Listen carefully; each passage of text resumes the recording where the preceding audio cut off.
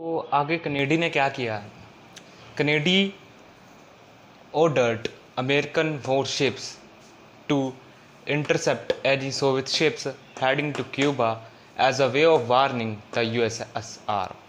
This clash between US and USSR came to known as the Cuban Missile Crisis.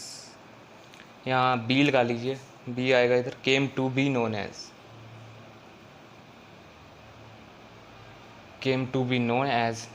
the Cuban Missile Crisis. It made the whole world nervous.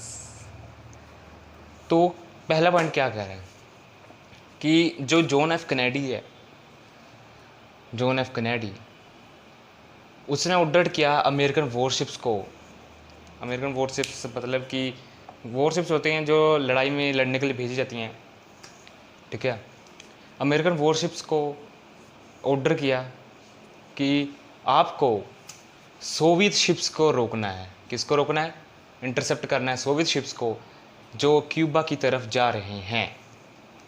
तो Kennedy ने order किया American warships को कि आपको Soviet ships को रोकना है, intercept करना है जो क्यूबा की तरफ जा रहे हैं। क्यों रोकना है? एक वे होगा वार्निंग का, as a way of warning the USSR.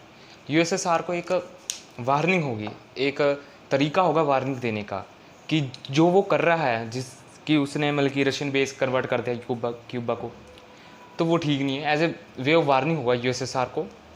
ये जो क्लैश था यूएस और यूएसएसआर में, ये इसे ही हम क्यूबन मिसाइल क्राइसिस कहते हैं। इसने पूरे दुनिया को नर्वस में डाल दिया था। क्या? तो ये क्लैश बहुत क्लैश होते गए। ये मतलब जो हमारा कोल्ड वॉर था, ये 1945 से 1990 तक चला था।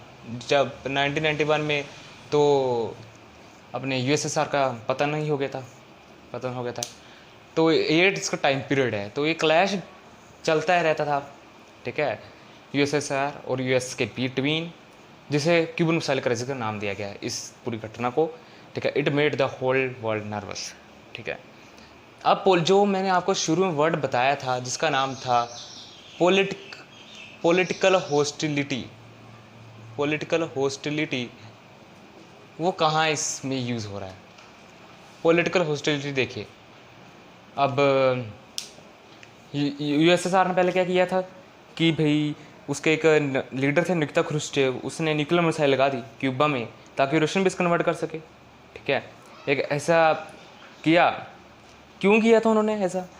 कि उन्हें चिंता थी कि यूएस कहीं क्यूबा पर रूल ना कर ले, ठीक है। अब जब अमेरिकन को पता चला, उन्होंने उनके शिप्स को रोकना स्टार्ट कर दिया। ऑर्डर किया कैनेडी ने अमेरिकन वॉरशिप्स को कि उनके शिप्स को इंटरसेप्ट करो, तो रोको, ताकि वो क्यूबा की तरफ ना जाए। क्योंकि वे होगा वार्निंग का, देखिए एक तरीका होगा चेतावनी देने का यूएसएसआर को कि वो कर क्या रहे हैं, उसके बारे में चेतावनी देने का।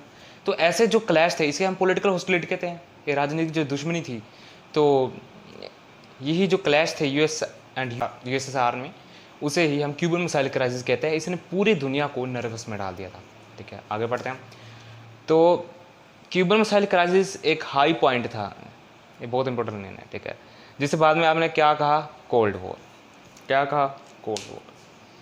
कि जो क्यूबन मिसाइल क्राइसिस था शुरू हुआ, ठीक है, जब मिसाइल से उसने लगा दी निकिता ख्रुश्चेव ने, रशियन बेस में कन्वर्ट किया, और बाद में अमेरिकन ने उसके जवाब में उनके शिप्स को रोकना स्टार्ट कर दिया। तो ऐसे जो क्लैश थे, जस्ट लाइक क्लैश, बढ़ते गए।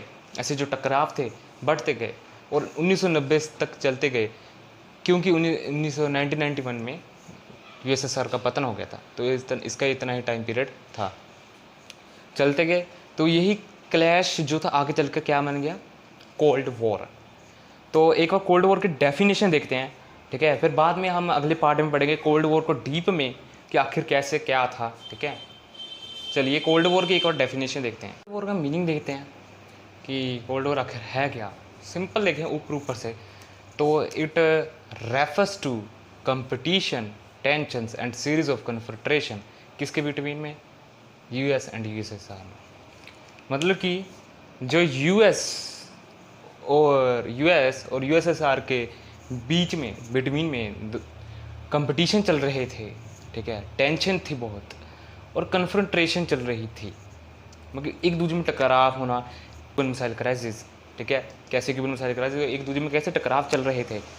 तो ऐसे मतलब कंपटीशन होता था एक दूसरे के बीच में, मतलब दोनों सुपर पावर थे उस वक्त, दोनों आगे जाना चाहते थे एक दूसरे से, तो ऐसे कंपटीशन था, टेंशन चलते रहते थे दोनों के बीच में, ठीक है। और एक सीरीज चल पड़ी कन्फ्रंटेशन की, जो आपको टाइम पीरियड भी बताया मैंने, तो यूएसएसआर और यूएस के बिटवीन था।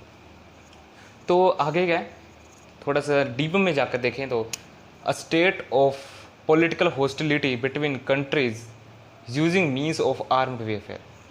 क्या मतलब कि जो पॉलिटिकल हॉस्टिलिटी है दो कंट्रियों के बिटवीन में, उनके बीच में, जबकि उनके पास आर्म्ड वेयर, मतलब कि उनके पास है, हथियार हैं, ठीक है, आर्मी है, वो यूज़ कर सकते हैं उसके, पर यहाँ कंट्रीज़ को पता है कि अगर हम ये यूज़ करते हैं तो कितनी बड़ी तबाही मचती है। और उसका एग्जांपल सेकंड वर्ल्ड वॉर और फर्स्ट वर्ल्ड वॉर था।